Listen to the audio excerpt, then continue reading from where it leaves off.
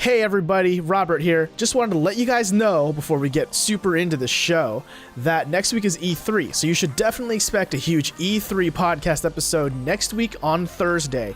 But here's the kicker. We're going to be recording the show live on Twitch. So go to twitch.tv/tinydisc, all one word, and show up at like 8 p.m. Eastern time on Wednesday night. That's also 7 o'clock Central, 5 o'clock Pacific time. And you can do the math for the rest. So yeah, show up on twitch.tv/tinydisc and you get to watch the show being recorded live, and it's going to be an adventure. But for now, you've got another adventure to get through, and that's episode 49 of Tiny Disc. So enjoy.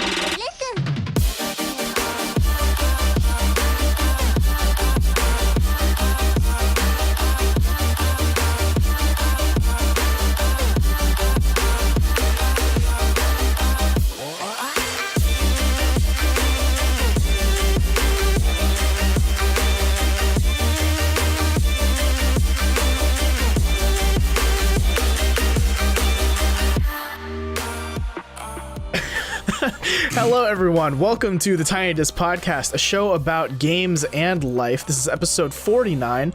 I am your host, Robert Scarpanito, and I'm joined here by the magnanimous Jack Cepeda. Hi everybody, how are you? Bong bong. And the effervescent Collin Sparling. And we are live! Yeah. Thanks, James Hetfield. Yay. So, guys, I wanted to share something today. So, I was just out running errands, doing, a couple just basic grocery things and whatever.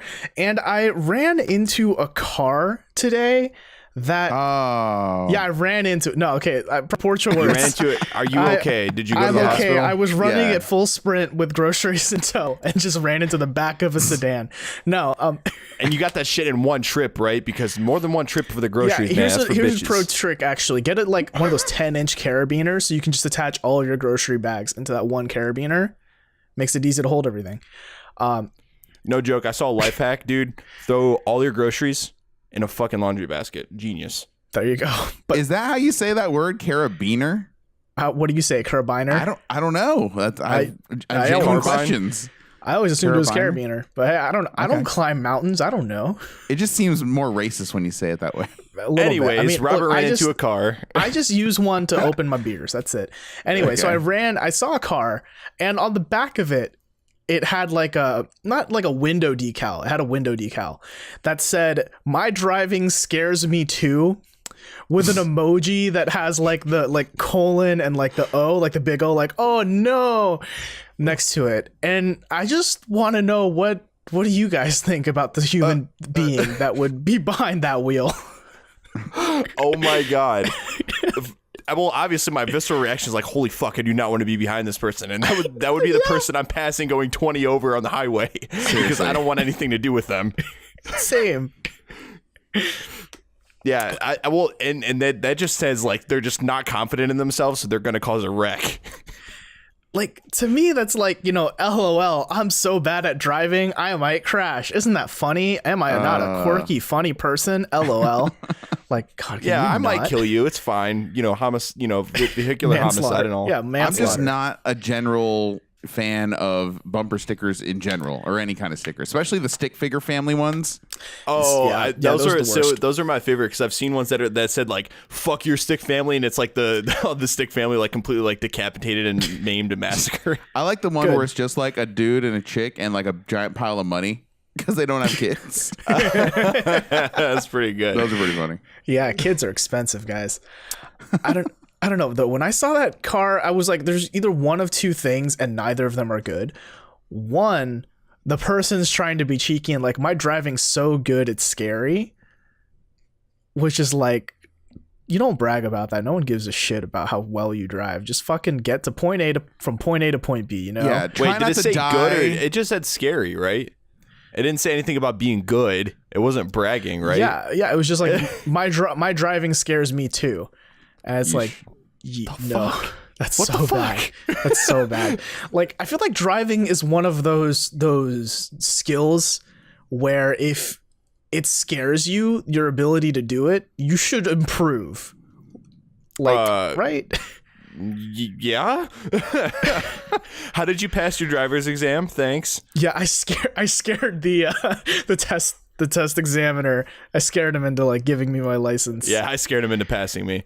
How did your guys' test go when you did the driver's exam? Oh, boy. Like, Oh, did you here guys we get go. hundreds or what?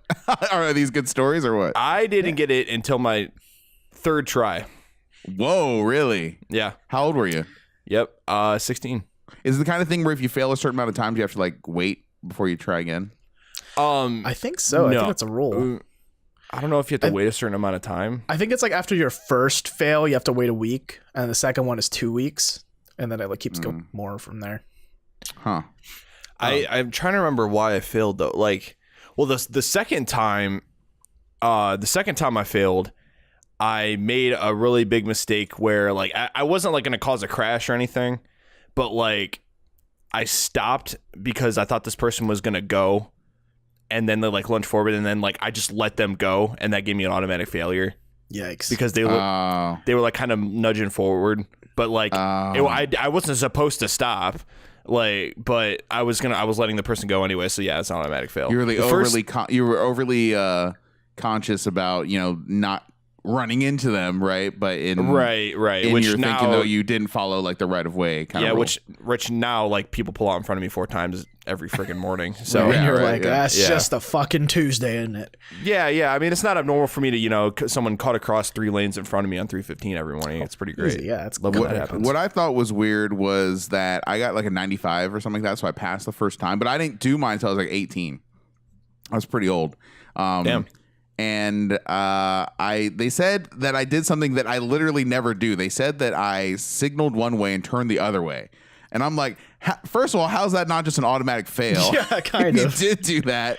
And B, like, I've literally never done that in my life or ever since. So why would this be the one time? So I don't know. I kind of dispute that, but whatever. I'm not going to fight a 95. Like, give me my license. Thank you very much. Yeah. So the funny story about the first time I did it, I got like the oldest dude that worked at the licensing place or the what do you call that? What do you go? It's just a driver's test place. Is it a DMV? Fuck, they're not separate places. Shit. Oh, wait, they're not separate place. No, because honest to God, I think it might have been a separate place back home. I mean, yeah, like from the DMV. I think sometimes they do separate the test centers from like the main BMV or DMV. That's what I'm saying. Yeah. Anyway, point being, this dude was like old as hell, and you could tell while I was he was riding in the car with me. He was just way too chill. Like it was one of those things. Like it's like, I mean, if you wreck and we die, it's fucking fine. Yeah, it's fine. Oh, whatever. Is that oncoming traffic? Whatever. -5 points. You'll be fine. He's like, whatever. Fuck it. When you were taking those tests, did they ever have to step on the brake on their side? Oh, I mean, no, I didn't. That wasn't when I was in driving school. We had that when I took the test. We just took it in my car. Oh, right. Okay. Mm-hmm. Yeah. But no, there were plenty of times where like I was in driving school and they had to hit the brake, even though there was quite a few times where it was unnecessary. Plenty of times. They would just like hit the brakes and I'm like, dude, my foot's on the brake. Like I got it. It's fine. And they would just get overly nervous. But I understand though, because you get those people in there that are fucking maniacs. Yeah, they get a little jittery. I never went through driving school. So, when I was lucky you. Yeah, I hear I'm lucky for that. But here's the unlucky part. When I took the test the first time, right, we went out on the road for the first part of the test, 100% great, perfect driving, super easy. And then we get back into the lot and he's like, okay, now line up, between these cones and then drive up to the left. Oh, yep, the parking test. Yeah, the maneuverability test. And I was like, wait, what's this? I didn't know. Are you serious? You didn't study that or learn about that or nothing? You didn't see a YouTube video? Nothing? I didn't know that was going to be a thing. So. Oh, goody. Oh, God. So you failed the fuck out of it? I failed, yeah. Mainly because that was my first time ever trying to do it. He thought you're supposed to run over all 5. Yeah, I was like trying to score the most points. If you get more than one at the same time, it's a multiplier. You just see a fucking cone go launching like 50 yards across the parking lot. He thought it was burnout, basically. I tried to like flip the car over and keep bouncing it. Yeah. No, you gotta actually do the tutorial for the original driver on PlayStation 1 in real life, where you gotta do like 3 1080s before you start driving and like do burnouts all over the place. Exactly. So then what? So you had to go back and do it and it was fine, or what? And then I failed my second time because I panicked at a left turn. So that was kind of bad. And then my third when you time, say hold on, don't gloss over that. When you say panicked at a left turn to the point of failure, what does that mean? It was about to turn yellow, then red, and I was like, shit, do I go? And then I went, and I didn't slow down enough, and the guy freaked out and was like, okay, you failed. And I'm like, bitch, we're safe, but fine. So you went during a red to clear the intersection. I went during like pretty much at the tail end of a yellow light. So yeah. And that's why I failed you. Yeah. Well, see, that's kind of where I blur the line a little bit, because especially around in a city like Columbus or whatever, it's very often that you have to like wait until the light turns red to actually turn left. Yeah. Because there's just so much oncoming traffic. Right. Like it happens all the time. And there are jackasses who like run red lights. Like oncoming traffic. There's plenty of times when people actually run red lights, but it's perfectly normal for you to like wait until the light turns red and then finish turning left. I mean, because you have that little span of time while the lights are changing. Right. So the shit about it was that, and I want you to get back to your story, but the shit about it is that in Columbus, when I was there for all of 3-4 days, like you had people that go way into the intersection, but like the line is really long, so they're just sitting there in the middle of the intersection. Yep, and nowhere to go, and then it goes yellow, and then it goes red, and then everyone just sits there and stares at them because no one can move now because these fuckers couldn't wait till the next cycle, right? So I saw that instantly, like right off the plane when I got to Columbus. Now in Austin, I like this a lot better. They have signs up. It's very strict, dude. It's a $500 fine if you're caught doing that. Snap. Off like right, boom, $500 if you are blocking an intersection, during a light because you're too impatient. And they need to implement that in Columbus. That's a problem there, dude. They also need to really bad during rush hour, dude. I've experienced it once, and it was like I had to wait through 2 lights because there were people blocking intersections. It's so stupid. It completely fucks over like 9,000 people because one person is impatient, 1 or 2 people. And I feel like they need to reteach a lot of people how to drive too. Like I've only been driving for like a year legally, but like come on, people. I didn't even go to driving school. Like come on. People are just overly aggressive. Yeah. But anyway. So third time I also failed because apparently I turned my signals too early, but we were driving through like bumfuck dead ass neighborhood. Like cul-de-sacs and shit, but like no one was around. Pretty sure like a zombie apocalypse could have happened at any moment. But apparently my turn signals were too early. And the fourth time was fucking like I got this. Finally figured it out. Wait, you failed 4 times? Wait, 3 times. That's a lot. You failed dude. 3 times. Damn. Yeah. Hey, I didn't go to driving school, all right? So that's fair. Yeah, I know, but this is the YouTube generation. Okay, go ahead. Yeah, whatever. So yeah, fourth time I finally got it, and it was like cool, it's great, whatever. And then I here I am driving right now today. In my car. Still to this day, hasn't killed anybody. Yeah. I mean, driving is just one of those things, man, where like you just got to do it. Yeah. You just got to do it to get used to it. You know what I mean? You can't, there's not really any other way. You can learn about it and read about it all you want, but until you sit down and just do it over and over until you get the jitters out, until you get the nerves out. Yeah. Or whatever else and get your habits down. I mean, now I fucking drive with one hand. You know what I mean? It's like, it's whatever. Yeah. I mean, if you're my dad, you drive with your knee on the wheel while you're eating ice cream with 2 hands. Yeah, there you go. I steer with my knees. His dad's got 2 ice cream cones. Double fisted them. Yeah. Driving with his knee. I just met a Sunday, but that's even better. So, guys, it's been a long time since we've done like a normal show of this show, whatever normal means. But a proper podcast. Yeah, I'm normal. A prim, proper, well-dressed, well-cut show. So we have our normal thing lined up for you today. We've got games and we've got news, and it's going to be really fun. So let's start talking about the video games we've been playing. Jack, do you want to start us off? Yeah, I have been living that adult lifestyle, which, has its perks, but of course I don't get to play a lot of games, unfortunately. And when I do have the time, I really just I don't want to like go in a deep dive. I just want to play something that's real easy to pick up and play, right? Have an hour or 2 of fun, put it down, and not have to worry about it, which is why I'm still like really behind in God of War. But anyways, I did pick up, however, Bloodstained, the 8-bit version. What's the subtitle of that again? Bloodstained, Curse of the Moon. Yes, and it's pretty fun, and it's just a good old time, man. I don't, it's a good old Nintendo time. I mean, was that a pretty fun with an asterisk? Yeah, was that a question mark? I mean, it's $10. So it's priced right. I think it's a good value for $10. Oh, but yeah, it seems I agree. seems like such a short game. is all, and I'm only 2 or 3 levels in, but it's very standard. There's very little I can say that's bad about it if that's what you're looking for. It totally scratches the itch of like Castlevania on NES, and kind of a little bit of Symphony of the Night there too. I just wish that it just makes me want the actual game Bloodstained more now. Yeah. And I hope that game when that comes out is a little bit deeper than this one. Yeah. So from what I understand it, so it's made by Koji Igarashi, the Ritual of the Night anyway. The people that made Curse of the Moon, Inti Creates, was it? Inti Creates, yeah. Mm-hmm. Yeah, Inti Creates. They did Blaster Master, right? I think it's what it was. Maybe. Or something. Yeah, I like think the that remake? I think it was Blaster Master. Can you Google that for me, Robert? Anyway, point being, definitely Curse of the Moon is it's basically, Castlevania 3 Dracula's Curse. I mean, yeah, it's exactly that. It's almost like identical in some ways. And also they made Blaster Master 0. That's what it was. Mm-hmm. That's what you're talking about. Yeah, that makes more sense to me. Okay. Yeah. Which a lot of people said they did a really great job with. I never got a chance to play it, but I'd love to. Anyway, but whereas Ritual of the Night is supposed to be more of like Symphony of the Night, which actually, if you listen to the name Ritual of the Night, Symphony of the Night, like, I know, dude.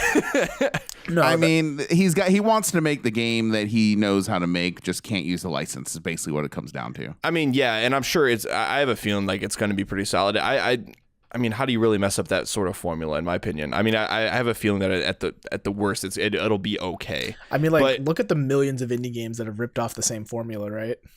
I mean, it's true. Yeah. It's true. I was actually just talking to my roommate about another game called Sunder. I don't know if you guys have heard about that, but it looks pretty cool. Yeah, hand drawn art style and all that stuff. But Curse of the Moon, I actually really have enjoyed my time with it. Picked it up on Switch. Having to play it portable is a lot of fun. I've also heard that I haven't beat the game yet. I think I'm on like the last stage or second to last stage. What stage are you on? Number? Gosh. Because there are 8 total. I've beaten it, so. Oh, there's 8. There are 8 okay, never stages. mind then. Yeah, never mind. Then I'm on like the 5th or 6th stage. But yeah, I mean, the game is just, the controls are really tight. All the characters feel really nice. My favorite character is probably Miriam because you can use the whip. Oh, so good. It's got a long, nice range. But I think that. Sorry, just real quick. So I'm at that stage where you're still getting new characters at the end of a level. Do you get a new character at the end of every single level? You get 4 total. You get 4 total. Okay. So I've got 3. All right, go ahead. No, I was just gonna say, like, the game is totally like every bit of like Dracula's Curse. But the best part about it, the music. The music bumps. That's some of the best 8-bit music I've probably ever heard in a game. Like, it's so catchy. It's so good. It sounds like heavy metal and like a symphonic orchestra had a baby, but then turned into 8-bit. It's great. For sure. I mean, it's good. I don't remember it being bad. I have to pay more attention to it, though. I wasn't like, I didn't pay a lot of mind to the sound, but it was never like offensive, right? It set the tone. It matched the game. Yeah. 100%. I think the music earlier in the game is better than the end, like toward the end of the game. Personally, I liked it a lot in the beginning. So I beat the game, and I'm not going to spoil anything, but they give you a good reason to want to play through the game again. So yeah, that's what I've heard. Yeah. So I mean, if you want to really milk your time out of the game, you totally can do it. I enjoyed my time, though, for sure. I think it's a lot of fun. It's definitely like straight out of the NES era. Like, it feels like this could have been on a cartridge back in the late 80s, early 90s. Yeah, 100%. Yeah. Like, part of me kind of felt like, do I blow into my keyboard before I start playing just to be sure it boots? I don't. Seriously, the only thing I think actually somebody that I watched review the game said the only thing that would keep it from being on an NES cart is the color palette, because there's just more colors than an NES can handle. Right. But SNES for sure. But even then, not by that much more though, because like they could have gone for a much higher like bit like style. Yeah, like 16-bit. I'd love to see that. Right, but it's straight up 8-bit. Like, it looks super old, which is cool. Yeah. Oh yeah. And I actually wrote a review for that game on GameLuster.com. If you want to check that out, it's just on GameLuster.com. Nice. Thank you. So yeah, it's good. Go read it. If you want to read my full thoughts on the game, check that out. But yeah, Curse of the Moon's like super fun. I'm kind of happy it came out, and I have to echo Jack's sentiment that it's only made me way more excited for Curse of the Moon, especially because Curse of the Moon's going to be Ritual like, of the Night. or Curse of the Ritual of the Night. That thing, the new one, the better looking one. Yeah. Because that's gonna be like Symphony of the Night to like old school Castlevania games. Oh man, those are some big shoes to fill. I mean, we're talking about Igarashi. We're talking about like a dude who made some of the best games, in that genre. And Rondo of Blood, classic. Symphony of the Night, classic. Dawn of Sorrow, and Aria of Sorrow. They're both like, man, some of my favorite games of all time. So we'll see. If it's just a rehash like that, that might be good enough for some people. I'd love to see some experimentation and like some modernization to the game design overall. But if he can capture the magic from his best games, then for me that'd be a reason enough to buy it. Just to have a modern take on it. But it would be cool to see them experiment and kind of just surprise people, surprise the fan base, and give us something we don't even know we want yet. So I have high hopes for it. I'm really looking forward to it. And this is on Kickstarter, right? This is like one of the most. Yeah, I didn't back it, but it's like one of the games I'm really rooting for to succeed. Unlike Shenmue 3, but never mind. I mean, I did back it, so that's how I got a code for for it, and I'm going to be getting a code for Ritual of the Night too. Wow, is there a release date on it yet? Nope, just this year. Oh shit! So okay, 2018 is coming. Yeah, hopefully. Yeah. I mean, gosh, it's got to. Later this year, it's going to be packed with games. I don't know when they're going to release it. So, yeah, I mean, here's a fun fact too about Curse of the Moon. Allegedly, 53% of its sales were on the Switch. So that's kind of cool. Hell yeah! Good job. I got it on PS4. I got it on PC. I got it on Switch because I was like, why not have it portable and also play it on the big screen? Are you playing with a keyboard? No, I plugged in a controller. Okay, see, the reason why, and this might be a good segue to the next game, unless you guys have anything else to say. No, but the reason why I see the value in having it portable and having it on Switch. I think that's an awesome thing. But I cannot buy a platformer or a game like that with like a in my opinion, like a crucial need for a diagonal, right? Because those analog buttons for a D-pad like do not cut it. It fucking sucks on Switch, and which is why I did a bad thing and I went against my better judgment. What? Can I just say, I don't think diagonals would help with Curse of the Moon because it does that really old school NES thing where like once you're moving and you hit the jump button, you jump in a setup arc and that's it. Like you can't control your arc. Well, yeah, it's true. I got it on PS4 just because the controller was mainly why I did it, because I just like the D-pad better. I just don't like using the buttons as a D-pad overall, so I don't even care. Like diagonals just make it even worse. But yeah, I did something stupid. I did something bad against my better judgment, and I got Street Fighter 30th Anniversary Edition, whatever it's called, the collection on Switch. Oh, and I'm like, I mean, it's a fun game, but like trying to use those buttons in for fighting game moves, you know what I mean? Like it's damn near impossible. So now I'm using analog, to play it. But it's a fun game. It's all arcade perfect copies of those games, and it's fun. But I had an online match, and I didn't sign up for Nintendo's online service, so I don't know what the deal is with that. But I was thinking maybe it would prompt me to do that. That doesn't come out till like September. Okay, this makes sense. Okay, this checks out. So I was playing it, and it was slow. It was a little bit laggy. It wasn't an optimal experience, but it was cool to play a Street Fighter game, arcade perfect, in a handheld online. Like that was just kind of a novel thing. But man, are the default difficulties on the older games way too hard? Like I shouldn't be getting perfected. Is that a verb? Perfected. I should not be getting that. Victoried. Yeah. Like in the first match of the first person I'm fighting in arcade mode. That shouldn't happen. Yeah. And it would happen. I'm just like, what is with this? Like they're just got it set to like quarter muncher setting, right? Like just pop in $10 worth of quarters to beat somebody. And it's, I mean, you did say it was arcade perfect. It is arcade perfect. So that's why I'm just like, now it's making me think like, all right, maybe this isn't a great game to have to play single player. Like you really need to have, my cat is making a cameo. You really need to have, friends to play that game and have the most fun with it, obviously. Get yourself a pro controller, man. Spoil yourself. No, I have it. I have the pro controller. Yeah, I do. Gotcha. And it's not great. It's not a great solution either. The D-pad on that is not perfect for this. So do they make like Mad Catz arcade sticks yet for Switch? I would imagine. There is I don't think Mad Catz makes any. Or not Mad Catz, but you know what I mean, like that there style. is like the arcade hoary- sticks. There is arcade sticks for Switch. Yeah, I think Kanba makes one, or I don't know how you say it. The QUANBA. I think I might. Okay, I think I might just go ahead and. Sorry, my cat is acting a fool right now. I think I might just go ahead and just get on PC again and use my arcade stick with that. Mm-hmm.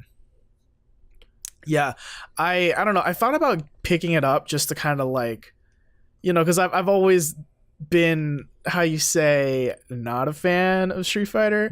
How do you say not a fan of Street Fighter? And maybe I was hoping maybe this 30th anniversary would maybe like, it's a good time to try it and jump in, because it does have some of the best Street Fighter games on it. Yeah. But I don't know. I couldn't bring myself to bite the bullet. I feel like I'd maybe get it if it were like $15-$20, but not worth it 30 or 40. It is pretty pricey. You gotta want it. Yeah. And I wanted it to be portable, but I don't blame anyone. I think it is kind of a lofty thing. But you know what? It's 4 games that are online that have never been online before. Or wait, I take it back. Street Fighter the third was on like Xbox 360. But you get what I'm saying. Like, it's kind of like a revitalization in the online community for those games. Right. And I mean, it makes sense that it's not all 12 of them online, because like I imagine like I'm trying to play Super Street Fighter 2 Turbo Alpha Force EX online, but everyone's playing Street Fighter 3 Super Quad Double Turbo Knuckle. Super Quad is Dragon Ball, let's be real. So that's true. Yeah, so, I mean, that's Goku's in that. But the thing that the main problem I have with the game is that the game that everyone wanted to be online, Street Fighter Alpha 2, that's like the one, is not online, unfortunately. So man, I hope, I'm crossing my fingers. I don't think though they're gonna just like release a patch one day and just, oh, this game's online now because everyone asked for it. I doubt it. So I do have a queue actually about it. It says you have it on the Switch specifically. So I mean, for one, even the ones that aren't online, could you still like place local 2-player? Oh yeah, totally. And it actually is kind of fun with the Switch because you can just break out. You already have 2 controllers there.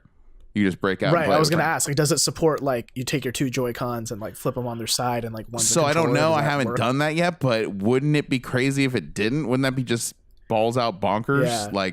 Yeah, that's what I was thinking. Because I mean, I haven't played Street Fighter in a long time, but I think all you need is like an analog stick and like some face buttons, right? Yes, and from what I understand, and those, there are enough control. It's so crazy, but there are enough buttons on each one of those Joy-Cons for full Street Fighter support. Like, you just need 6 buttons, right? So you'd use the 2 shoulders and the 4 face buttons and a joystick, and that's the whole control scheme for it. That came in the arcade. But I heard that, just on a tangent here, the old school Neo Geo games that you can download on Switch, that even though those are 2-player, they don't support the dual like Joy-Con setup, the same Switch multiplayer. Okay. Yeah, which I think is like it's like a huge loss for that. That is pretty lame. Speaking of which, have you? Go ahead.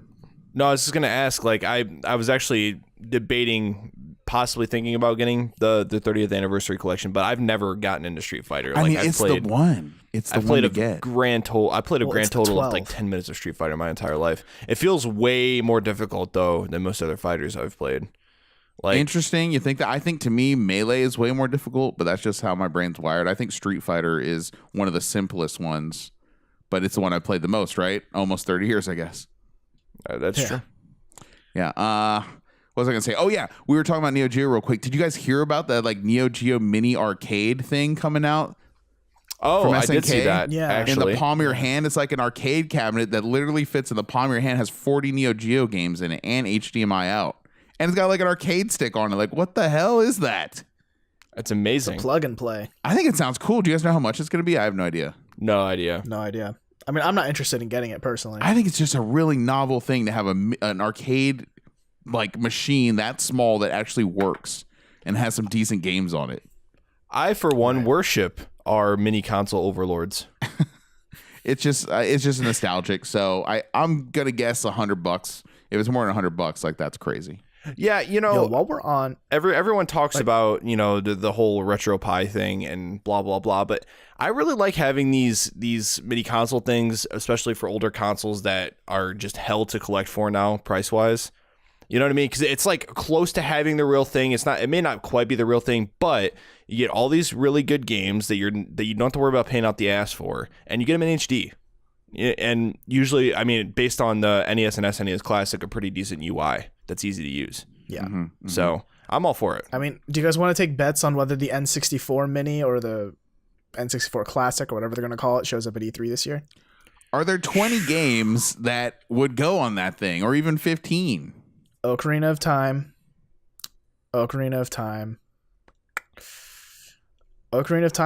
Maybe? That's all. So Mario 64, Star Fox 64. I mean, listen, I would be all about it.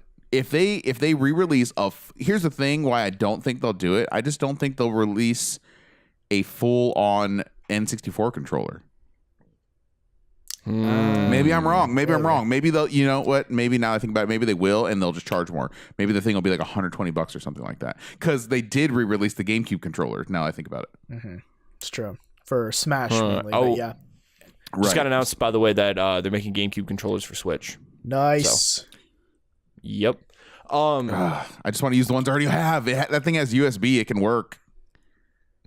I mean, I don't know. I think it would be crazy if they brought back the N64 controller as it was.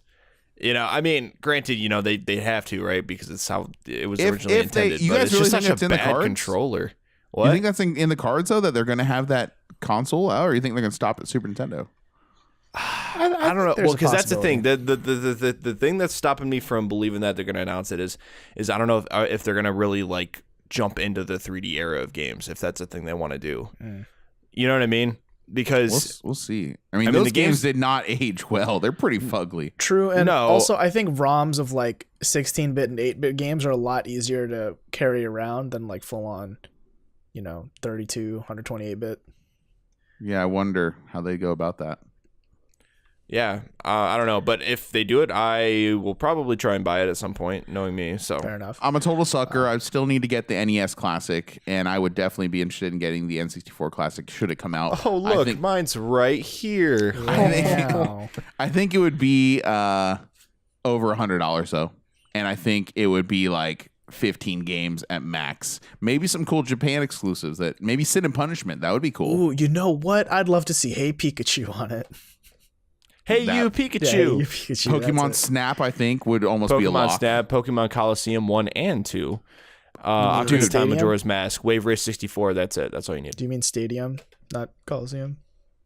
Oh, shit. Whoops. Rip. Hey, Collin, what games have you been playing? Oh, man. Okay, I'm gonna do the big ones. I've been playing quite a bit of games, my dudes, because it's summertime. I'm just working full time and coming home and just having a bunch of free time, and it's been pretty nice. So it's times like these that I've been looking a little bit into the backlog, but I've also got to play some new stuff. So the biggest thing for me has been Dark Souls Remastered, and on the show we've talked quite a few times about Dark Souls. We all kind of have an idea of why I like Dark Souls, why Robin and I at least like Dark Souls. And it's just, this game has reinvigorated. Well, the fact that it's remastered has reinvigorated my love for this game. And hatred, it's a love-hate relationship with that game. And gosh, like going through that game is just like all nostalgia. That game just, there was later entries in the series, but that game just feels just right. It's comfy. It's comfy. Well, it's the one with the large cohesive connected world, right? And right. The level design, like the music, like the UI just felt familiar, obviously from playing in the past, and it was just comfy for me, like on an emotional level. Well, until you get to Tomb of the Giants or Izalith. Yeah. So here's the thing. Dark Souls, we need to talk. So here's the thing. First half of Dark Souls, some of the best gaming we've seen in the modern age, in my opinion. After you reach the halfway point, which is on Orlando, after you beat Smaug and Ornstein. Orlando? After you get to Orlando, you have Spring Break. On Orlando. Yeah, you have Spring Break. Basically, that's basically what it is there, while you're getting slaughtered left and right. So after you kill them, you get the ability to fast travel, but you go on a quest to get the Lord Souls, which requires you to go through some of the game's most arduous and, quite frankly, poorly designed dungeons. Because here's the thing. So there's Tomb of the Giants where it's pitch dark and you can't see shit that's in front of you, and you get wrecked by everything in the dungeon. They don't like give you, including ranged enemies that are shooting arrows and giant 4-legged skeletons. Like they don't give you torch or anything either, so it's just kind of like you're fucked. Yeah. You just gotta get it lucky enough to find a lantern, or have a light spell. And then there's also like Lost Izalith and Demon Ruins and the Crystal Caves. Yeah. And all of those are pretty bad. So there was actually, I was watching a video on YouTube, and there was an interview back in the day around the time when the game released with Miyazaki, the game's director. And he said, and I quote in that interview, that, yeah, we had someone else working on Lost Izalith, and I'm not too fond of the place myself. Yeah. I was like, yeah, I understand why, because it's basically a giant lava pit. Thanks for that. I love how the From Software developers are like, man, Lost Izalith really sucks. I wish we lost it. It's really bad. Yeah. So to put it in perspective for you, Jack, basically the level is just a huge lava pit, and there's just random branches strewn throughout. And instead of coming up with original enemies for this level, they instead took the second and third bosses in the game and just copied and pasted them as mini bosses throughout the level. And you can totally run on the lava for like a short amount of time. Like, can't you get like a ring of fire resistance? And you can, and it does like way less damage to you. If I remember right, that's kind of the only way to get some items. It's true. Yeah, and the thing is, you get the ring, I think, during the Centipede Demon fight, which is one of the most bullshit fights in the game, because you have to walk on lava to fight it. Otherwise, you're gonna get fucked. It's one of the nerdiest sentences I've ever heard on this podcast. The Centipede King, you need the ring. You do need the ring of the Centipede King. Oh, you need to be queen of the monkey people. That's actually a boss. I mean, it's Dark Souls 4. It's to the point where it's like those levels are just kind of like my motivation to keep on playing is waning. I'm gonna slog through it because I want to kind of hit the end game and start PvPing, because PvP is a lot of fun. It's bullshit at a lot of points, but it's fun because you get randomly backstabbed. That's the best part. I hear that they fixed Blighttown, guys. They did. Well, so the overall problem with the game was it just ran at a regular 30 FPS, but in Blighttown you would be lucky to get 15. Yeah, it would get down really sub bad. 10 sometimes. Yeah, and it's one of the worst places to run through in the entire game. And on top, you throw the shitty frame rate on top of that, and it's just disaster. Like, you never want to go back after that. Like, I don't think you really have a reason to go back after you beat through the place, aside from going to Ash Lake, which is a hidden area. It's almost locked completely at 60, as I understand too, including Blighttown. It is. So PS4 Pro, you can actually play it at 4K native at 60 FPS. So my old boys, shout out to Digital Foundry. I love those guys, those chaps across the pond, as I like to say. So they did a study on the game, and they found out there's only one version that you could actually say is 100% locked at 60 frames a second. Care to guess which one? The unreleased Switch version. Not. Xbox One X? I don't know. That's the one. That's the one that is the only one that can really truly claim this one is locked at 360. I'm sorry, 360 360. Locked at 360 frames blazing. 60 frames a second. And the reason is because you guys have to help me out with the names here, but it's the wolf boss with the giant sword in its mouth. Great Wolf Sith, yeah. Yeah, it's the fur in there. It like tanks the frame rate on PS4, even Pro. If you want to talk about shitty bosses, though, fuck Sif. Is that a hard Sif boss? was easy. I beat him in my first try. I don't know, man. Like, you have to get you have to learn the trick of you have to be under him, basically. Yeah, I mean, but the other thing is too is you can completely block all of his attacks with a shield. Yeah, but isn't Dark Souls the game where you just spin around forever and poke dudes in the butt the game? That's that. Basically, I mean, it can be. Yeah, if you work a dex build. And Collin, I just want you to know, I don't use a shield in Dark Souls because I ain't no bitch. He uses 2 magic wands like in Divinity. Yep. You use 2 magic wands. But I do use just a sword. Out of here. No, I switch between them pretty consistently because there's some points in the game where I feel like I just need to go heavy armor to have that poise going. Especially, so the thing that sucks right now is fucking Duke's Archives. Those fucking crystal dudes. Yeah. fuck you up. Fuck you up. That's where I'm at in the game right now, dude. And it's so terrible. I'd be like, yeah, I killed everything in this entire room, and then I get backstabbed and I die. Is there a build where you could have like a magic missile and just like kill people with magic from afar? Yes. Yeah, I mean it's just a caster build. I mean, as long as you upgrade your faith and intelligence, anyone can do it. I mean, you can. I have a pretty well-rounded build right now. It's very high in endurance, very dexterity focused. But I'm getting into like casting, and I've never built a casting character before, and it's a lot of fun. Is that considered easy mode? Like, because I need easy mode in that game if I'm gonna pick it up. It kind of it makes the game easier potentially because a lot of bosses are really vulnerable to also, magic. like if you build it right, you can like 2-shot bosses with certain spells. Oh shit. Oh yeah, they're like you can. Because that's the thing. If you're like a melee character and you're like, fuck it, I'm going to summon someone, you summon someone who's a caster, yeah, that boss is fucked. Like, the battle's over in like a minute, if that. So interesting. Anyway, but yeah, I'm just not looking forward to the latter half of that game because of that. Jim Sterling put out a video about Lost Izalith, which is ironically enough, and it was pretty great. But he's like, you know, I love Dark Souls, but fuck Lost Izalith. And Jim, is that you, Jim Sterling? Yeah. He's here. Jim Sterling. Anyway, but no, yeah, Dark Souls. That's mainly what I've been playing. However, I want to switch gears a little bit and give the Switch a little bit more love. Any of you guys get in on that Mario Tennis I was getting beta? ready to shit on it. So yeah, let's go. Damn it. You did I miss something? Damn it. So is it too late? Shit. It is. It was just this past weekend. Mario Tennis. I kind of hate you guys for not telling me about this.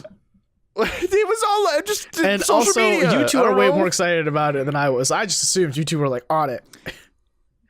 Collin, I will not forget this transgression. Jack Cepeda will remember this. Gameplay in that game, very solid, feels good, very, very what's the word I'm looking responsive? For? Yes, that word, that big word. Yeah. Anyway, Vlad, I had enjoyed my time with the game until I don't know if it was lag switching or fucking the matchmaking, dude. You get matched with people with just absolute shit network connections. Like it would say initially that their network connections were pretty good. You get into a match, and then next thing you know, you just couldn't even. Your character wasn't even moving because the lag was so terrible. I'd blame that on the Switch because guess what? The Switch's network compatibility isn't that great. Yeah, mine's been going in and out lately. Yeah, the Wi-Fi is sorely lacking on that machine. I mean, I get 5G on it. I mean, it was to the point, dude, where I was debating getting the adapter, the Ethernet adapter. I mean, that might be worth it if you plan on playing more online. But I don't know. I mean, like, how did you enjoy the game when you were playing through like the tutorial and the computer matches? Oh, I mean, like I said, I think the game felt really good. I was kind of skeptical when they showed in the initial trailer for the game that you could break other people's rackets and then you could win that way. I was like, that sounds like a really, really bullshit thing that you could easily exploit. Not really. Whoa, I didn't know about this. But it's not. It's not nearly as big of a deal as I thought it would be. However, I did see one exploit that I did not take into account. So basically, you can do a thing where you know how you can do like the ultra power hits or whatever, right? Where your character's like bouncing off the walls and then you can like smash it. You mean like it. The ultimate? Well, what I didn't take. Yes. So you can like hit it up in like the upper left corner, like up and away from the fucking court. And if the other person like blocks it or whatever, goes for it, then you can just hit it back like across the court, and that's like easy points. Yeah. Dang, I want to play this game. It's coming out soon, right? June, I think like it's late like this early month, next right? month. No, it might be like June 20-something. I'm psyched, dude. I like Mario sports games. It's been a while since I played a good Mario sports game, man. This is time. Mechanically, the game feels very nice. Like, and the character selection is pretty nice. I mean, you get Waluigi in the beta, which is pretty great. And Waluigi. Anyway, but no, I'm looking forward to it. I don't know though, because I mean, it's a Nintendo game, so it's not going to drop in price. And I don't know if it's a game that I'd want to pay full price for though. And so it comes out June 22. So it's pretty close. It's coming up. Okay. Oh yeah, Gotcha. that's like 2 weeks away, basically. Right. So what do you think of it, Robert? I agree. Yeah, the gameplay is fun, right? Like that's kind of what I expected from it. Like, yeah, it's a good gameplay loop. But it almost seems like it's painful for you to say it's fine that it's fun. But I also felt like, is that it? I felt like there wasn't that much more to it. And like there's some level of complexity, sure, but it doesn't feel like much. See, that's crazy for me to hear that because I haven't played it, right, like you have. So, but from what I've seen, it seems like, okay, tennis, but with a ton of variety in it, a ton of things to keep it fresh, a ton of new tactics that aren't really in any other tennis game before. Is that fair enough to say, Collin, or?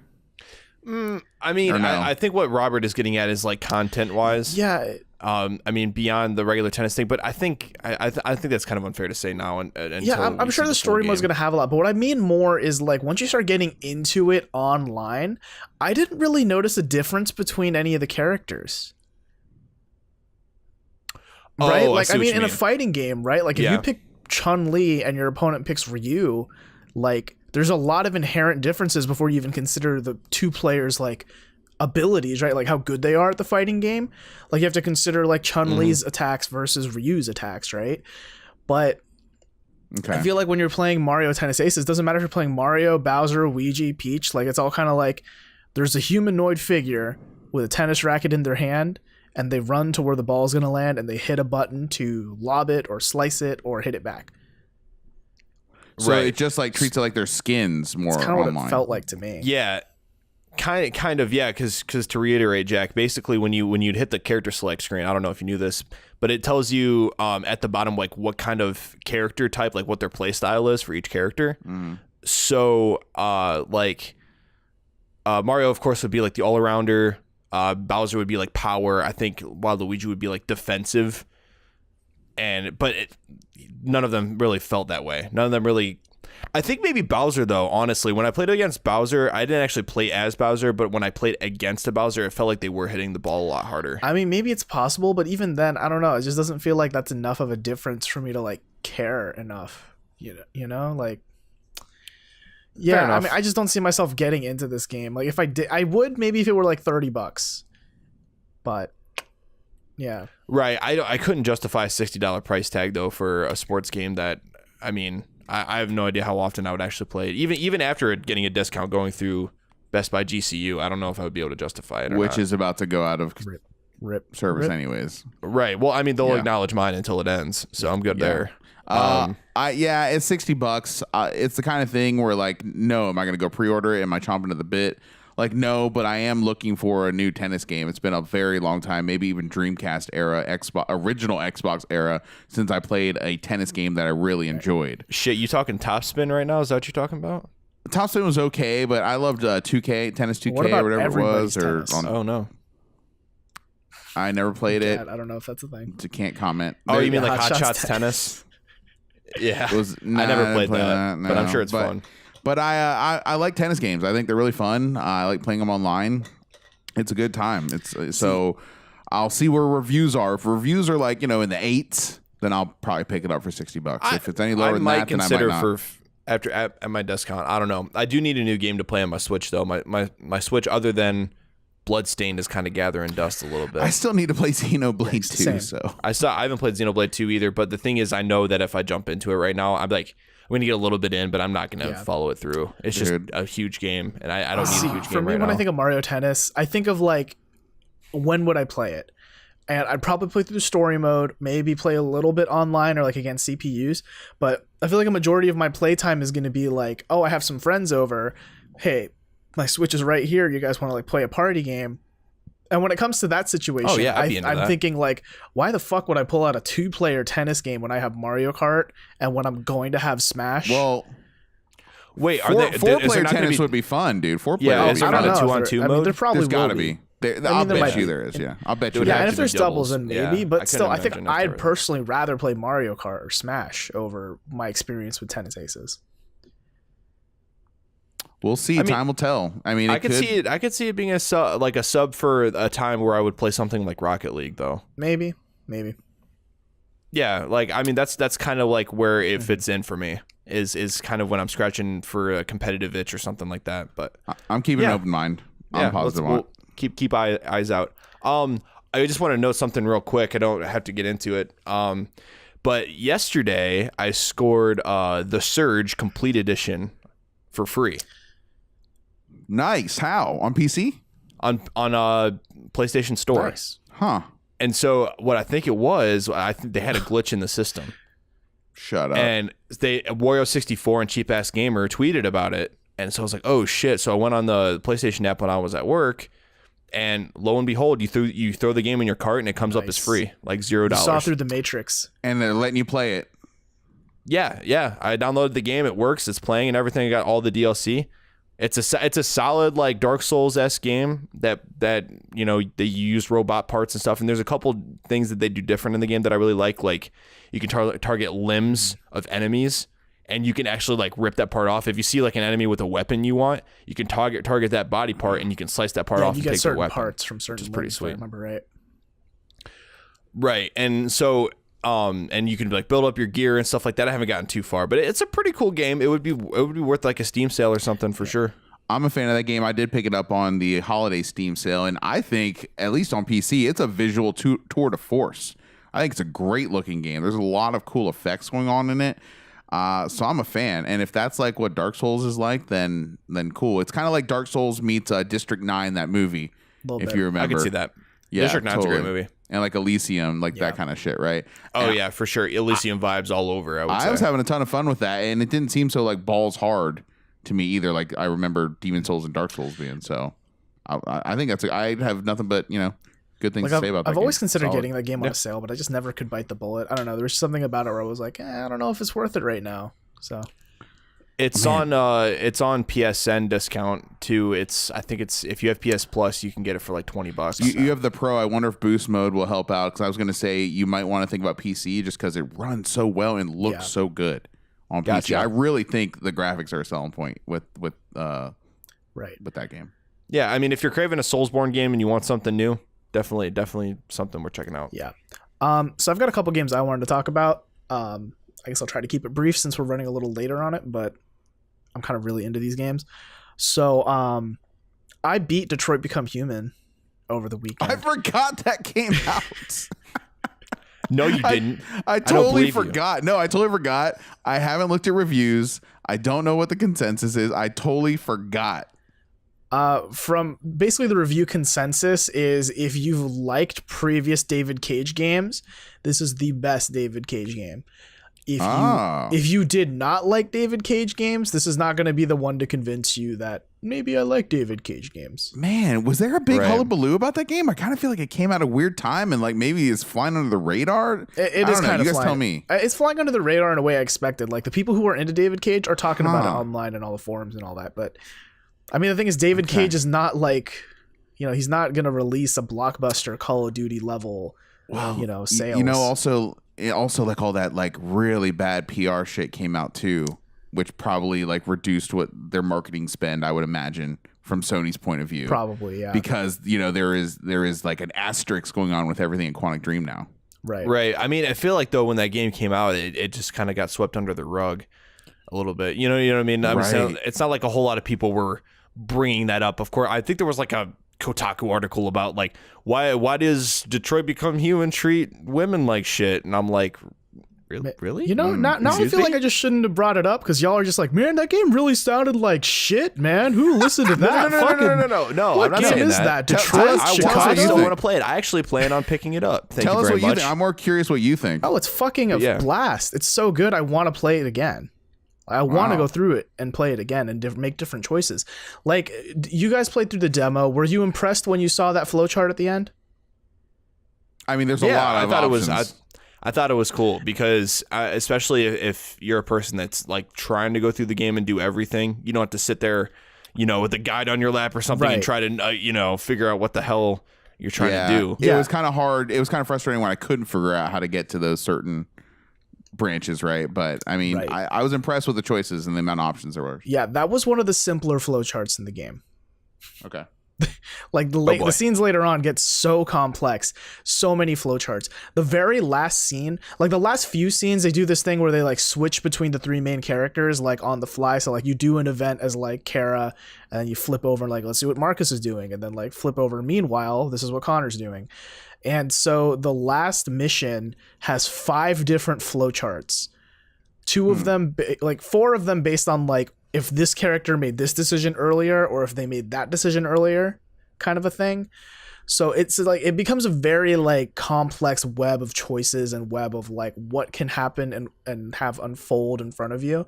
And it kind of, to me, like the story isn't like super duper like, oh my gosh, like I need to tell everyone about it, right? Like it's not going to blow your socks off. It's not going to win an Academy Award of any kind. But it is the first time I've truly really felt like I was playing a story-based game. And it's like, yeah, so much shit can happen, and you can like completely miss like story threads if you don't follow them up. Like one of my characters, I chose to sacrifice him in what I thought was like near the end of the game, and then I just straight up didn't play as him for the last like 4 or 5 scenes. Right, like he just wasn't there. And then there were flowcharts saying like, oh, you know, like he could have been there. Spoiler. Yeah, but I mean, I'm not going to say what the fuck happened. So I'm just saying like there was a flowchart that's like he could have been there, but he wasn't because you chose to sacrifice him instead. That's interesting. I mean, I'm kind of like how you are with Street Fighter with it. Like I want to play it, but I don't want to pay $60 for that game. Like $40 in a couple weeks probably seems like what'll happen. And you know, when it gets to like $30-$40, like I certainly probably would pull the trigger at that point. Mm-hmm. Yeah, I mean, those are the types of games that do tend to go on sale pretty quick. Yeah. And so that's why I'm kind of hesitating. Like I don't want. I'm kind of stingy when it comes to games, depending on the game. Like if I don't like to pay more than I want than I need to. Yeah, but I will say a full blown $60 takes a lot. I think. Yeah, it does. I mean, and I'd still only be paying 50 or 47 or whatever the hell it is through GCU, but I will say that I have seen people post on a few of the Facebook groups I'm in and saying that it's contending with God of War for them for their game of the year. Ooh. So, yeah. Really? But I mean, granted, obviously you have to have a taste for these sorts of games. But I'm happy to hear that generally Detroit is living up to the hype, because they were there. I mean, I feel like, it was one of those things where they were really hyping it up and making all these promises about like the branching story and stuff like that and how good the game looks and everything else. And it seems like they absolutely delivered on all those aspects, which is great. Mm-hmm. Like I was really hoping that David Cage wasn't blowing smoke for a little bit and it was going to be disappointing. I would have played the game either way, but still, Yeah, I think the game does a fantastic job of like setting up your characters and like, so all 3 of your characters, right? They're all kind of separated from each other, but like they eventually reach a point, where they're like going to meet up, right? You kind of get that vibe, but right. It's done in a way that it's kind of like when they meet up, it could be very like if you two bought the game at the same time I did and we all completed the game by now and we were doing a spoiler cast or something of it, I almost guarantee that all 3 of us would have like, oh, but what happened in your ending? Dude, that didn't happen in mine, and mine this and that happened. Right. Because there's so many. I feel like doing a spoiler cast of that game would be a clusterfuck. It'd be buck wild. It would be like 4 hours long. It would be like, whoa, wait, I got to backtrack all the way to this point because we completely branched off here. Yeah. Wait a second, you didn't get the flying fucking lizard part? Well, hey, bro, you should have picked up the baseball bat in the first like 2 levels. Jack, why are you spoiling it for yourself? Nah, man, the CD, the radio station's on the back of the CD case. Dude, you didn't go to like play with like wait, what am I saying? You didn't like unlock the Yakuza level, you did? Like, whoa, no. Yeah, like in scene 7, you have to play through the entirety of Yakuza 0 as Connor actually before you can continue. No, don't you know that in Fallout 76, you just the game is actually a ploy to sell you Skyrim again because you just zoom in on the Pip-Boy. That's what you play. You play Skyrim on your Skyrim. Yeah, I fucking love that post. It's so good. Then the camera zooms out and it's all multiplayer. Yep. So yeah, Detroit. I seriously recommend Detroit. Like if you're into story, like if you're into Telltale games, this might be one of the best Telltale-esque games. Is Eminem in it? The Candy, can you the go to 8 rapper, Mile? both? Yeah, can you go to 8 Mile?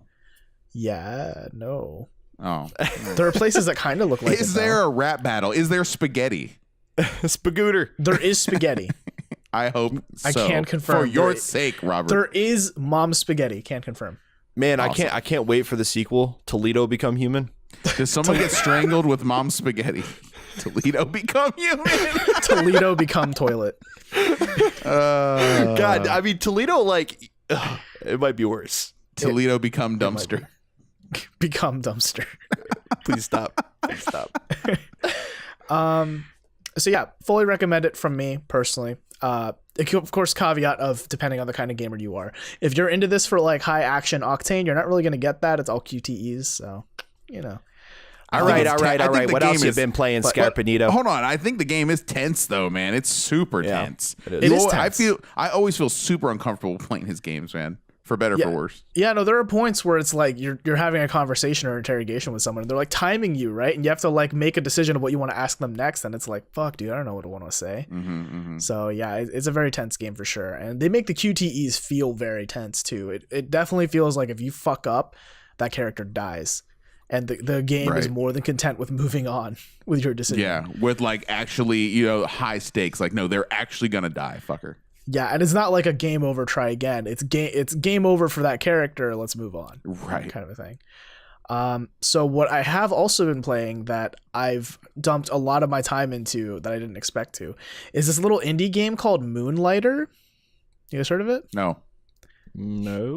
So it's developed by Digital Sun, published by 11-Bit Studios. Came out May 29.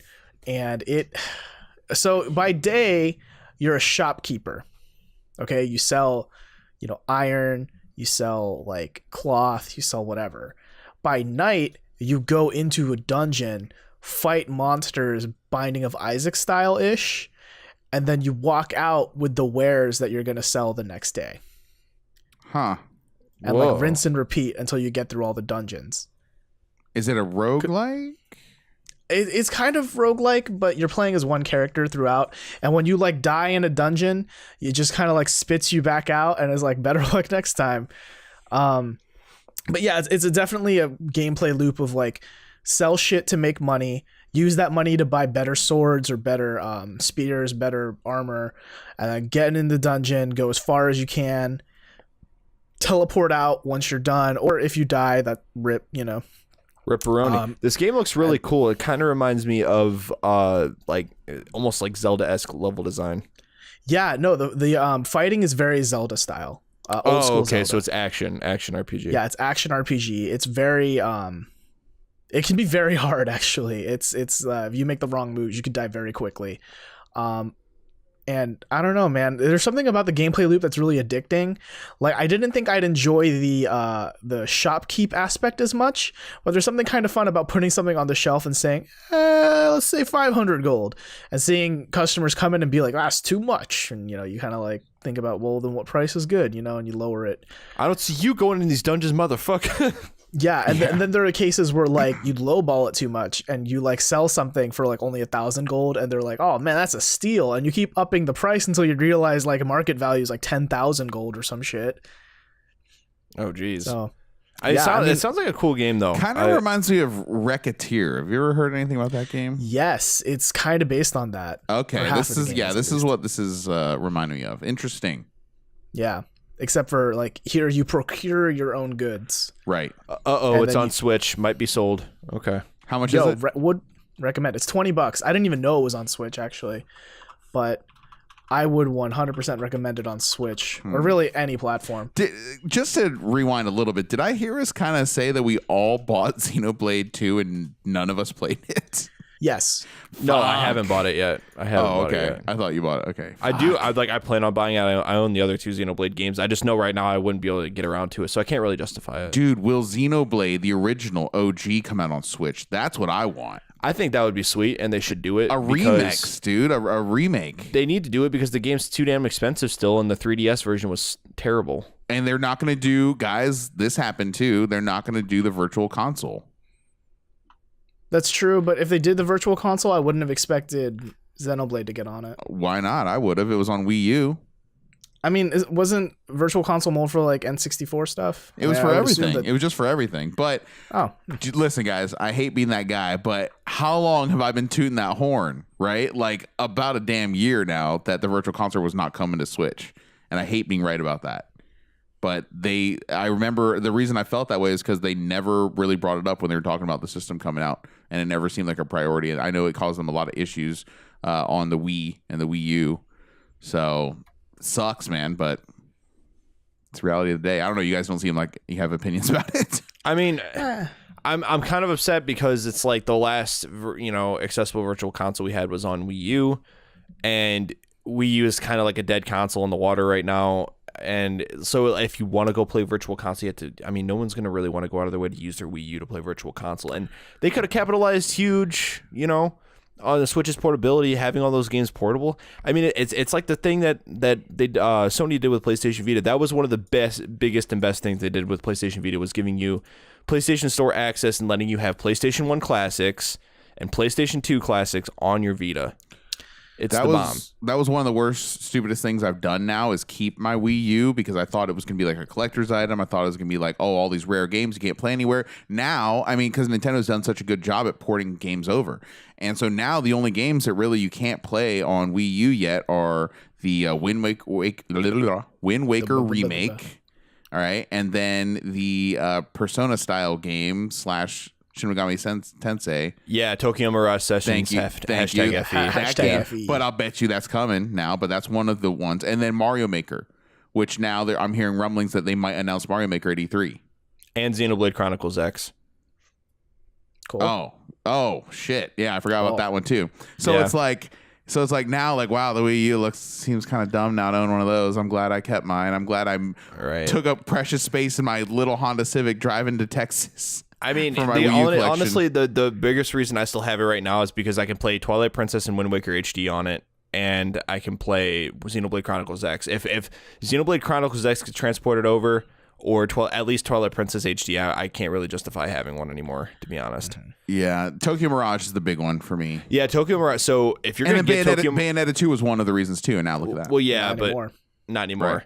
Right. Tokyo Mirage Sessions, though, if you're going to get that game, you should probably get it now, because it's going to be one of those very expensive games in the future. Mine's still sealed. Nice. Yeah. You can sell it for millions of pennies. I wonder how much it's going for. Tokyo Mirage Sessions. I'll bet you it's still like $55-$60. It's still going to be up there, I guarantee it. Yeah, it's not bad. $37. Oh, fuck my life. Nothing. I don't know. I like, the reason I don't really have any opinions about Virtual Console is because I feel like Nintendo's dumb for doing it. It's like Nintendo's looking at a pile of money, like a giant mountain of money, and they're like, we don't need that. Like, you can take that away. Now they're going to subscription service now. Now they're going to go to, you pay your online toll, right? And then you're just going to have access to like 20 retro games, I think is what the service entails. But like, I mean, the Virtual Console could be so much more on Switch. It could be N64 games. It could be Wii games. But it could be anything. It could be, but it's not going to be. It could be PlayStation 2 games. I don't know. But Genesis games, all dude. I'm saying is it's pretty badass that I can play Castlevania Symphony of the Night and Breath of Fire 4 on my Vita. That's all I'm saying. All I'm saying is I want to play Game Sphere games on my Switch. Nintendo, get on it. It's spherical. So let's talk about some news, guys. So, we don't have much time here, so we're gonna have to be very sparse with our list of news that we did curate. Let's start with how the Han Solo movie it's getting so low monies from the box office. You fucker! You shut up where you stand right now. You shut up. You give me 5 minutes to talk about this. I give you one. I can't believe that we're standing here again, the year of our Lord 2018. A Star Wars movie is out, and I have still not seen it yet. And we're headed towards the third weekend, and I'm a huge Star Wars fan, But I could not care less, and I have Movie Pass. I can go watch it for free. I cannot be bothered to sit down and spend 2.5 hours, whatever it is, to watch this movie for free. That's how bad this movie looks. It sounds like your interest in it is so low that you didn't want to go. I said, be quiet. Shut up your mouth. Would you stop, please, God? Whom, him or me? God. Who do you think? All right, stop it, Robert. Okay, so anyways, it's terrible. So it's just, here's the thing that's surprising about the movie from what I'm hearing from critics, because I don't care so much that I'm already reading reviews. I'm trying not to be spoiled. But apparently, it's just a really super boring movie. It's really like drivel. It's really just not a lot of shit going on. It's a boring movie to watch. And Lando Calrissian, somehow they like took away all his swag and all his swagger and all his personality.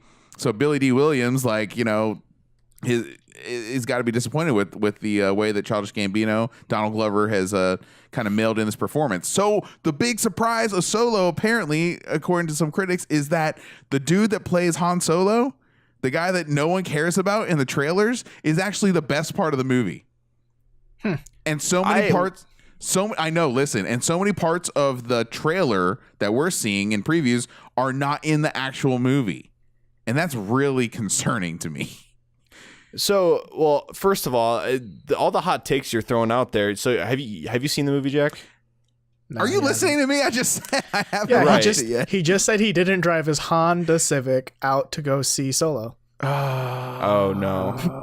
Okay, so what you're saying about these hot takes, I've actually heard the opposite. Okay, and hey, man, that's how it goes. No. I need to listen. I need to see the movie.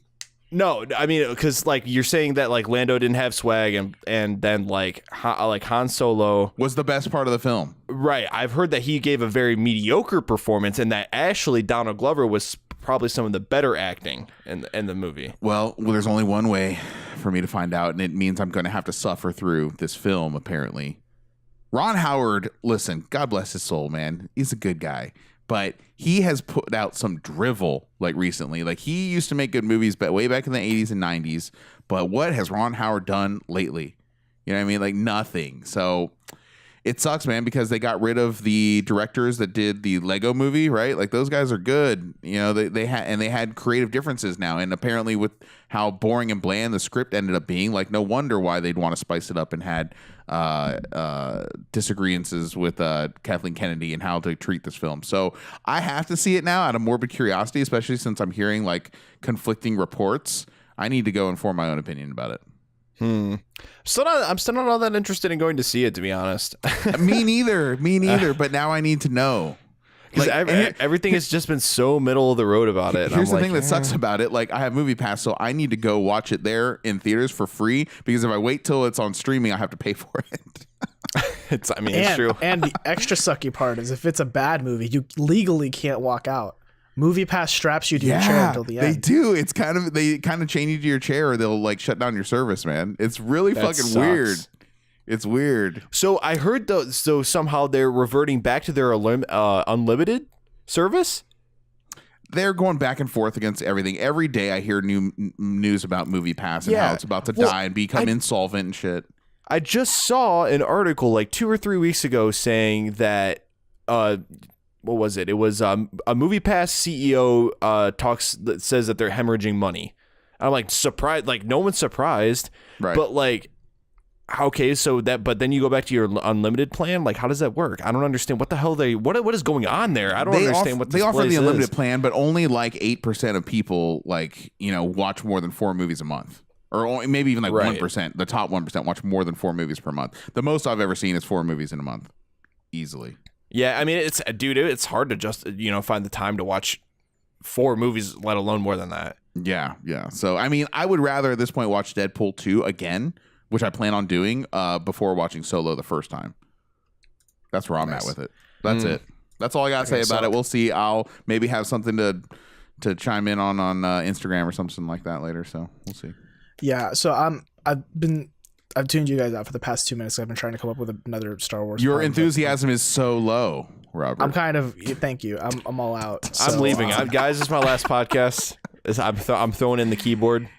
I learned it from you, Dad. I learned it from watching you. All right. So I'm curious to hear you guys' thoughts on the new Pokemon Let's Go game for the Switch. Pokemon, have you guys seen this stuff? So yeah, Pokemon Let's Go, right? Pikachu and Eevee are the 2 versions, just for those who don't know. It's going to be the very first Pokemon game on Switch. Well, that's not true, but one of the major ones on Switch coming out later this year. So I watched the trailer and I'm like, okay. So I went in and I was pretty jaded. I'm like, it's probably just going to be another Pokemon game. I don't know. Let's Go sounds like it's going to have to do with maybe something with Pokemon Go, but I don't know. And so I watched the trailer. And I'm not don't get it twisted, I'm not a Pokemon guy at all. Not really at all. I've said it in past episodes. But as that trailer went on and progressed and showed what all this game can do, I was more and more sold on this game. So little thrown back by the motion controls, but the idea of making basically an entire what would you call it? Like an environment or basically something like that, where you can seamlessly work between Pokemon Go and Let's Go, Pokemon whatever game on your Switch. What? Genius. Yeah. Genius. Yeah, it when I saw the trailer, it kind of made me want to reinstall Pokemon Go just to get ready for. I was just gonna say it's gonna totally reinvigorate that game. Yeah. Reminds me of some good. I have good memories like walking around parks and shit and around town. You know, like getting Pokemon. It was a fun time. The world was kind of crazy and innocent back then. The world was so innocent. Yeah, it might have prevented a few mass shootings. Jesus. So Whoa. Yikes. Dark. yeah, but no, I see this game coming out, and just Nintendo's gonna be rolling in the dough, my friends. Is it gonna come with that Pokeball? I don't. Extra. Maybe they might do a bundle. I don't know. If Nintendo doesn't officially do a bundle, GameStop's going to do some sort of bundle with it. Yeah, fucking all the Think Geek, all that bullshit. Oh yeah, you know they will. They're gonna make you through like buy socks and a backpack and fucking a Pokemon condom and shit. This is going to be. This is going to cover up your pocket monster. Yes, guys, we've hit a new low. It's a new low. Oh, nice. Anyways, I lost my train of thought. Anyway, no. Unleash your I might need a beast, breather after Collin. that one. All I'm saying is Nintendo's going to be flopping their money dick on the table after this game because Good choice of words. This is going to be probably the third big system seller for the console. It might be the biggest. It might be the system seller. They're going to be pushing some Switches with this game. This is the big Pokemon game, right? Is there one coming out on 3DS? There's and 2DS? one coming out in 2019. It's probably going to come out on Switch. But this year, There's one this is coming the out. Switch.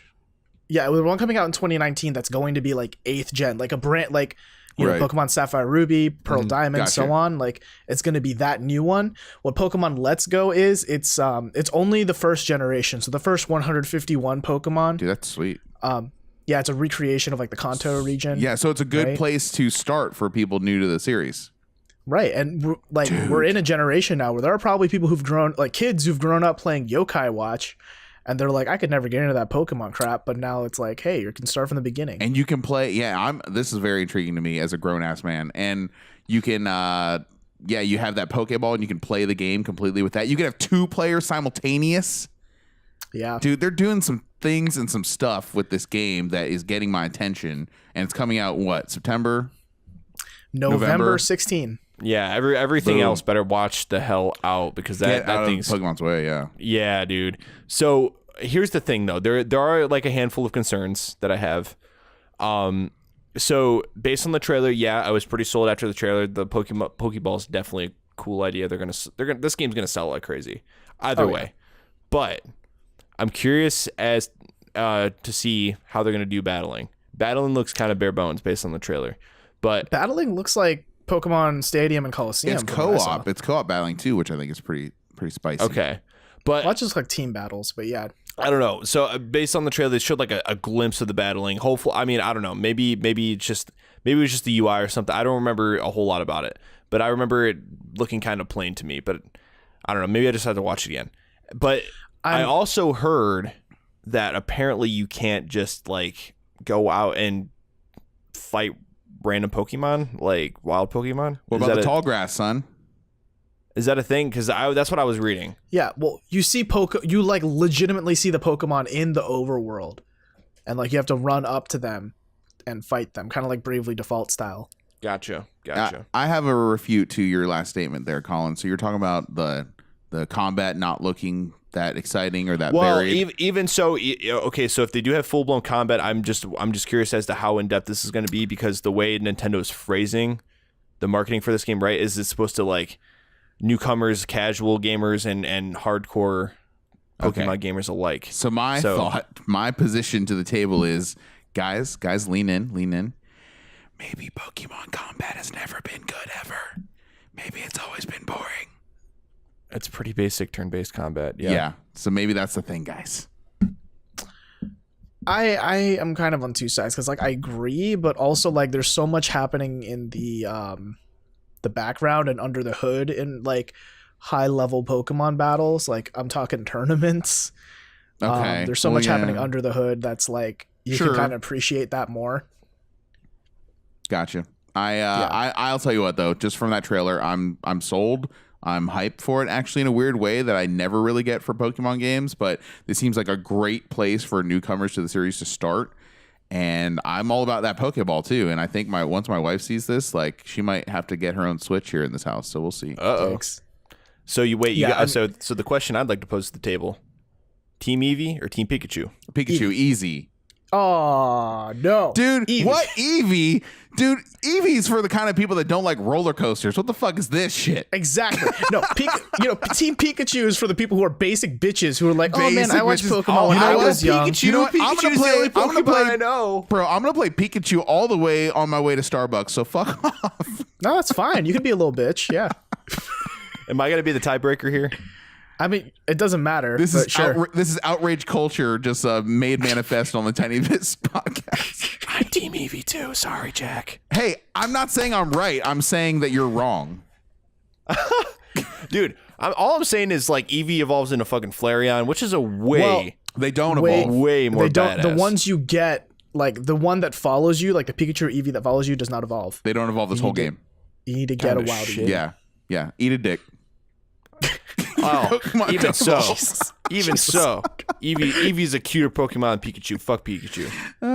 Yeah, you hear that, Jack? Eat a pocket monster. Oh man. Yeah, and Raichu is not a cool transformation. It is not a Raichu's cool pretty bad. evolution. Dude, Pika P is all I can say to you fuckers. Pika P. Pika P. I don't want to peek at your pee. Thanks. I'm good. Gross. Yeah, I mean, here's the thing. When I saw that trailer, I was like, I hate this. But what I hate even more is that I want this. Yeah. I mean, right? I liked it, man. I don't know. I'm not a Pokemon. I love the cartoon more than the games, so I'm not a huge like Pokemon nostalgia guy. But something about this game is doing a lot of things right, and I think it looks pretty good too, graphic wise. That's what I thought. Pikachu, bitch. Yeah, I hate that I want it though. I'm with Robert. I hate that I want this, but yeah, we'll see, man. We'll see how good it is. I think we've got time for one more news story to fit in here. So let's talk about how let's talk about Battlefield 5. How do you guys feel about that game? Battlefield 5. Am I gonna buy it day one? No. I'm gonna wait and see how the gameplay is. Hear about the campaign. They're bringing back Conquest mode, which is cool. I'm kind of excited. Battlefield 1 was fun. They're getting. I think the biggest thing though that's gonna allow me or like kind of will me into getting this game is the fact that there is no season pass. Bro, neither did Battlefront 2 didn't have a season pass. That was like the horn they were tooting the whole time.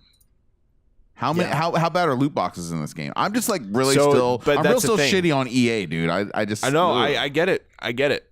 And they haven't. I don't think they ever even spoke about loot boxes. But it is one of those like, we didn't mention it, but that doesn't mean that it will or won't be in the game. You know what I mean? Right. So it's a wait and see game for me right now. What they have is there's that big mode, Tides of War, I think is what it's called. Tides of War, which is going to be like an ongoing event, right? Like months long at a time. So like you choose a faction and it's like an event based on an actual historical battle in World War II. And you're like kind of playing through it and experiencing history as it totally happened. And it says that there are quote unquote rewards, whatever that means. They're going to be rewards. All I know is, I mean, if there are loot boxes, there's no way in hell they're going to consider doing them as bad as they were in Battlefield 2. It would be suicide. It'd be suicide. Okay. Yeah, so I guarantee they won't do that. So here's something that bothered me is, did you guys see the trailer for it? No, I still haven't seen any of this stuff. I'm so out of loop, guys. I don't even live on this plane. I'm sorry. So like when I saw the trailer, here, Jack, let me tell you, they do that thing where it's like CG, right? Like it's clearly like, oh, this is a cutscene. And then they try to seamlessly transition it into gameplay, but you can clearly fucking tell that the gameplay is also CG. Right. But they have that, classic, like, oh, you're in first person and you're holding up the rifle and it takes up half your screen kind of a thing. And there were just so many like cutscene bits to the quote unquote gameplay. Like there's a scene where your character gets knocked down and some dude like gets on, like straddles you and just trying to choke you out. And I'm like, is that really going to happen in the game? I feel like that'd take way too long for anyone to actually want to do that in the game. Is this World War II, World War One? What is this? It's World War II. World War II. Okay. So they're taking after Call of Duty World War II. Yep. So we're back to that now. We've gone full circle. Yeah. I still need to beat Battlefield 1, the single player. Oh, the single player is really good. Battlefield 1. Yeah. I thoroughly enjoyed it. I've never really been a huge fan of Battlefield multiplayer games. I just haven't for whatever reason. I'm more Call of Duty style. And I don't even like Call of Duty that much. I'm actually really Overwatch to be I will say, if you liked Battlefield 1's campaign, allegedly they're gearing up Battlefield 5's campaign. That's a weird follow-up. Battlefield 5's campaign is supposed to be following the same vein where you're like, instead of playing one overarching story, you play like a couple missions following one character, then a couple missions following another character. War stories mode? Yeah, right? yeah, war stories. The sequel to Battlefield 1, Battlefield 5. Yeah. So good, we skipped 2, 3, and 4. Yeah. Jeez. Yeah. Battlefield Vista, like Windows Vista. Okay, never mind. Oh my man, God. that'd be good. And then they come out with Battlefield 7 later, and then 8, and then 10. But they call the 10X. Battlefield XP. And they go to XP, and it loops. They finish the cycle. Oh man. So yeah, I don't know. I think for me personally, I'm more excited about Black Ops 4 than I am for Battlefield 5 this year. Me too. Just like looking at both. Is there a battle royale in Battlefield 5, or is it unannounced? Is it They possible? didn't say anything, but I mean, again, that doesn't mean it's ruled out, right? Okay. Right. They didn't say they weren't. Correct. I don't know. If I do get either one of them, at least from a multiplayer perspective, I'd rather play Battlefield 5 because Battlefield 5 is more my style, right? Because I like the whole idea of conquest mode and everything, where it's kind of like objective based. I get that. Rather than just like, the meat grinder of a deathmatch that Call of Duty is. But if it's Call of Duty, like Battle Royale, though, then you have. Yeah, more I mean, of my I don't know. attention. We'll wait and see. I mean, sometime like if there's something that kind of wills me into getting back into the mainstream games front, we'll see. Yeah, for sure. PlayerUnknown's Call of Duty, Black Ops 4. Oh boy. PlayerUnknown's up. Battlefield 5, Black Ops III, Battle Party Royale. all the time. Overwatch. Founders Edition. Hero Pack. 2. Okay, that's it. Okay, we're done. Okay. So I think that does it for us for the news. I think what I kind of was hoping we could do is, for this last bit of the show here, can talk about someone that the whole gaming industry has lost, someone who I think was kind of important to like what the industry is now and what it could be in the future if we keep fighting for kind of what he was fighting for. So if you haven't been following the news in the past few weeks, on May 24, John Bain, TotalBiscuit, passed away at the age of 33 after battling cancer for I think like 3 or 4 years. So young, dude. Yeah. 33 is nothing. Crazy. You guys will be there in a snap. It's kind of crazy. I don't know. I mean, if you don't know anything about him, as a quick primer, I guess he, I think in like his YouTube banner, it still says the #1 most subscribed PC review channel or something like that. He is known for being kind of a pro-consumer fighter. Like he'd always rag on any companies that had like anti-consumer like season passes or like shitty loot box deals, etc. He's known for doing this series called WTF Is, where he like quickly gives his impressions of a bunch of games. Let me think. He is known for the Co-optional podcast, which he did with Jesse Cox and Press Start to Continue, Dodger. So I mean, he's a man of like many hats, but most especially his top hat. That is kind of like his iconic thing, like it's his branding kind of, and he's known as the cynical Brit because he's kind of an asshole about his opinions, but in a nice way, kind of.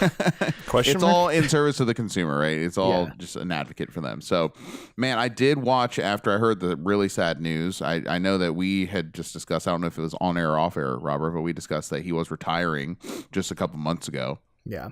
And, so I did like say, well, shit, like he's kind of done doing content now. I want to go back and look at this stuff because I know that you respect him a lot. You listened to a show.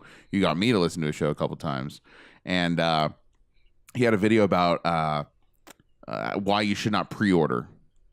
And it's like, man, I don't watch too many videos of YouTubers or content creators who I agree with, like on almost every point he's making. I'm like, yes, this is exactly, you know, he's spitting truth here. You know, he's like preaching gospel. And I was really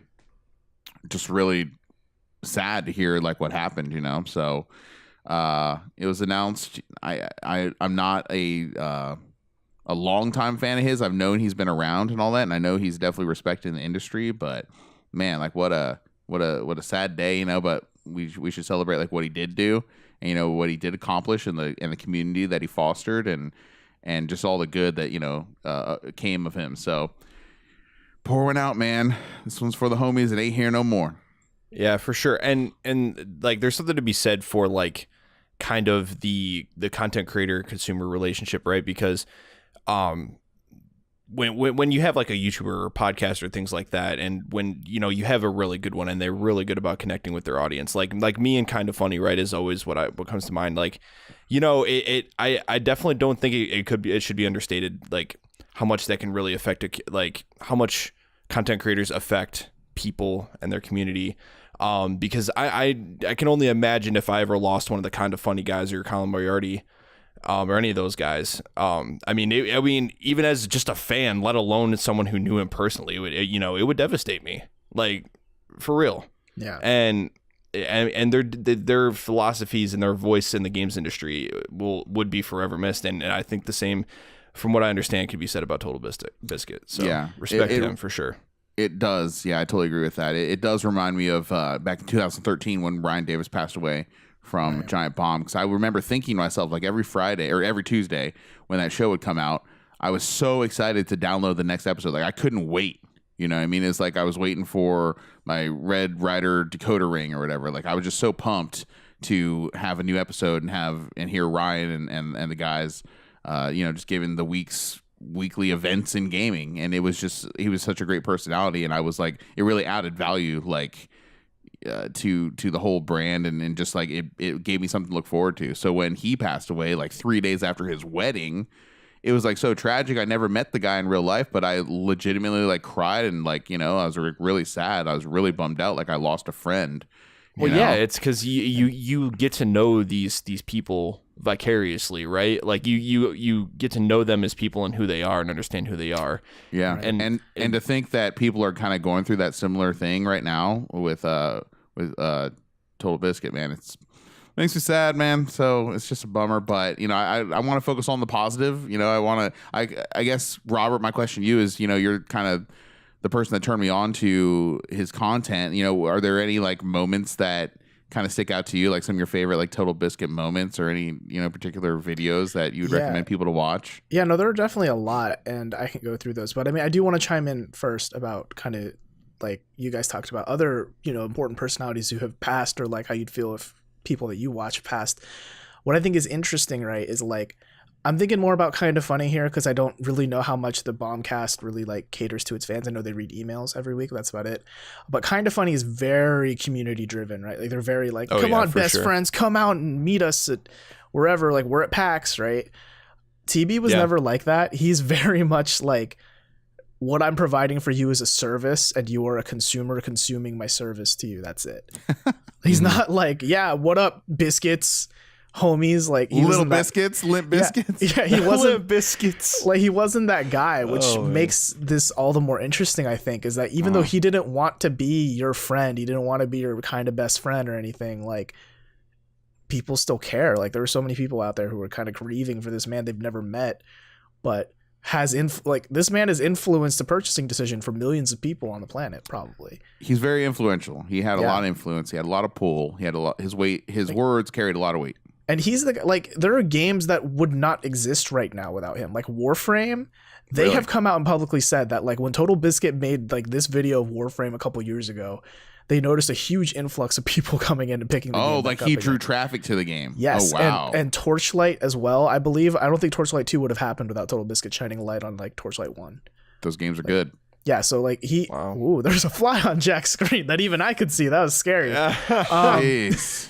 But yeah, I live in the woods. Everything's bigger in Texas. Yeah, so I mean, it's crazy like how much pull he's had in the industry. So I mean, even if you didn't like him, even if you didn't know him, I think it's worth knowing like what he's done and kind of his role in the industry as both a personality, but also as just like an influencer, right? So what I'd point to is one thing I would point straight to, if I feel like if you're a fan of TotalBiscuit, you've probably already seen this already, but I think episode 137 of the Co-optional podcast, the one from like last week, the week of like May 29, that one was a memorial episode with TotalBiscuit's wife Jenna Bain and Jesse Cox and Dodger, who were the two other main hosts on that show, and they just dedicated about an hour and a half to just like remembering all these fond memories of John. And it's just kind of it's a really emotional show. Like, they're in tears and kind of like, reminiscing about a friend. It almost feels like almost too intimate, but it's also kind of a really nice way of kind of understanding the man behind the TotalBiscuit persona. Cause, his persona is very like, oh, I'm serious and there's no nonsense, no buffoonery around here. But like, apparently behind the screen, like, he's a total goofball who like jokes around all the time, which is like kind of interesting to see that, because he works a lot with this guy named Jesse Cox, who is a goofball. So it's like, they play the serious guy and the funny guy, right? Is it mainly them talking, or is it clips too? You mean in that podcast? Yeah. Oh, it's mainly just them talking and reminiscing. Okay. Like, they talk about how like they'd go to get dinner after like E3 or after like PAX or something, and they'd go to like a really nice place, and they invite one of their friends who shows up in like sweatpants and a hoodie because he just wants to be comfortable. And like, he'll ask for the wine menu and then mispronounce every wine. Like, he's reading it out in front of the waiter, like, is this Cabernet Sauvignon? And John would just like stare at him with like a death stare. That's funny. Yeah, it's pretty good. So I'd watch that. There's a really, I think, TotalBiscuit, John has always said like one of his favorite videos that he's done is the WTF is Far Cry 3. I'd really recommend watching that. It's actually kind of interesting. It's good to like see what kind of videos he does, but it's also like there are genuinely surprising moments in it that surprised him at the time too. So there's a reason he really liked that. And there's if you're into Let's Plays, TotalBiscuit and Jesse Cox playing through Terraria is like a classic that like the first episode has like 2.5 million views, I think, on YouTube. So that's worth watching. And the funny thing is there's a behind the scenes video on his wife's channel where TP like discusses the theory of humor and why that Let's Play is like receiving as many views as it does. And he's treating it like he's a professor or some shit, even though he doesn't really know what he's talking about. And it's pretty great. Damn. Wow, man. I mean, sounds like, it's good to know that they've put out such great content to like commemorate him and you have something to look back to. I mean, that's the great thing about the internet too, though, right? Is there's just tons of stuff. He will be immortalized on the internet. Oh, because for sure. He was such a Hopefully, great I think content so. creator.